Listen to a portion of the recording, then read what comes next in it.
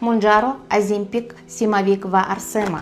Bular hammasi peptidlar. Ular foydalimi yoki yo'q? Buni ko'rib o'tamiz.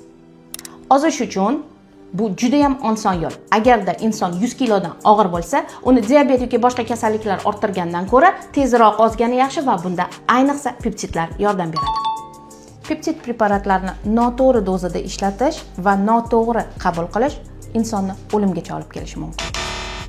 Peptidlar inson dieta qila olmaganda, sport bilan shug'ullansa ham ozolmaganda hamda o'zini ishtahasini jilovlay olmaganda yordam bera oladigan, ya'ni dangasalarga yordam beradigan preparatlardir. Ular yangi ishlab chiqarilgan va ular oshqozonda ovqatda hazm bo'lishini sekinlashtirib, ishtahani bo'g'adi.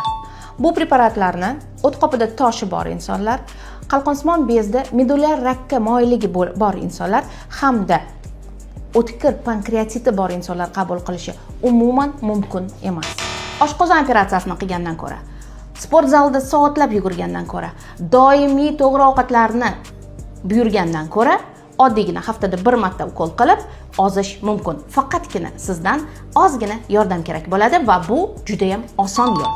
Bu preparatlarni dozasini noto'g'ri qabul qilganda insonlarda o'tkir pankreatit holatlari, ya'ni oshqozonda og'riq, ko'ngil aynishi, ich ketishi hamda zardob qaynashi yoki og'izda yomon maza kelishi ehtimoli bor va bu holatlarda shifokorlar nazoratida bo'lish kerak bo'ladi.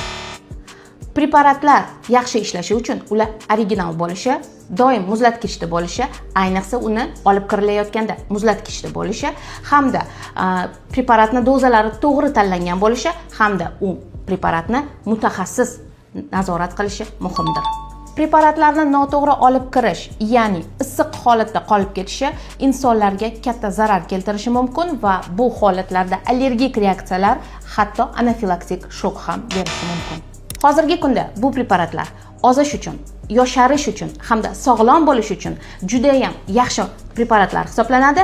Agarda bu preparatlarni malakali endokrinolog shifokori ishlatsa, agarda sizda bu preparatlar hisobiga birorta nojo'ya ta'sirlar kuzatilgan bo'lsa, demak siz mutaxassisni boshqasini tanlashingiz kerak.